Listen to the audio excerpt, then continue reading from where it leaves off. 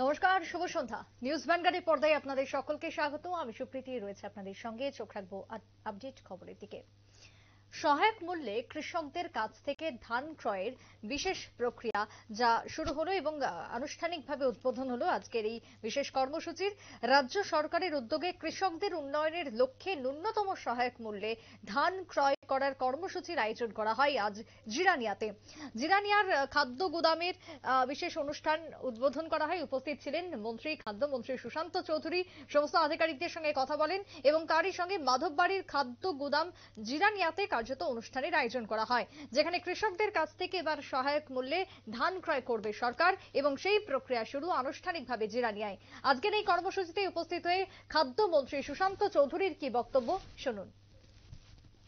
মানুষকে অশিক্ষিত করে রাখো, মানুষকে অন্ধকারের মধ্যে রাখো, মানুষ আমার উপর নির্ভরশীল থাকবে, আমার উপর বিশ্বাস করবে।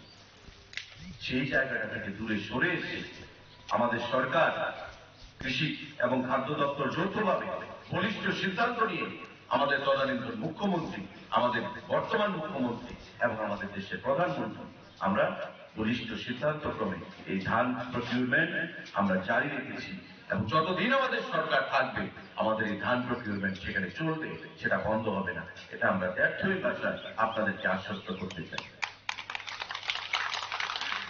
প্রীতম বাবু বলেছেন যে যারা উৎপাদন করছে এই সিস্টেমটা, এই প্রসেসটা কিন্তু তাদের জন্য। আমাদের 12 লক্ষ এমপি ধান উৎপাদন হচ্ছে, সরকার ক্রয় করছে অনলি 50,000 এমপি। একজন 5 এমপির বেশি ধান দিতে পারবে না, কিন্তু বাকি ধানটা যারা আমরা ফরিয়া বলি বা পাইকার বলি, বাকি ধানটা আপনারা সেটা ক্রয় করুন না। সরকারের কাজে যেন ব্যাঘাত না ঘটে, কারণ সরকার একটা এমবিশিয়াস স্কিম এটা, যে কৃষকদেরকে আমরা অর্থ দেব 21 টাকা 83 পয়সা দরে, সেই টাকাটা আপনারা কৃষকের কাছে যেতে দিন। মাননীয় কৃষিমন্ত্রী এবং আমি যৌথভাবে এখন পর্যন্ত দুটো ভার্চুয়াল সেখানে ভিডিও কনফারেন্স করেছি।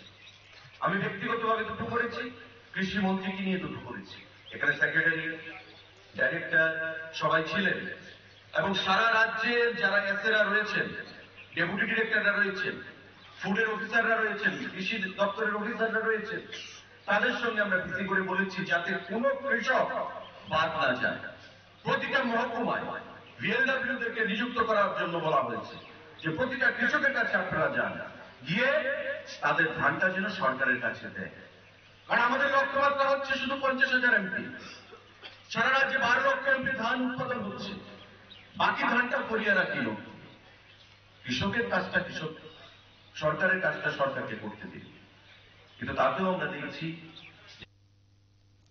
আপনারা শুনলেন খাদ্যমন্ত্রী সুশান্ত চৌধুরীর বক্তব্য। একদিকে বিভিন্ন ক্ষেত্রে কৃষকরা ক্ষতির সম্মুখীন হয়েছিলেন বিভিন্ন প্রাকৃতিক বিপর্যয়ের কারণে, তাই কৃষকদের কাছ থেকে যদি সরকার সহায়ক মূল্যে ধান ক্রয় শুরু করে তাহলে আগামী দিনে কৃষকদের অনেকটাই সুবিধা হবে এবং সেই প্রক্রিয়া শুরু হতে চলেছে গোটা রাজ্যে। আজকে জিরানিয়ায় অনুষ্ঠানের মধ্যে উদ্বোধন করা হলো প্রক্রিয়ার।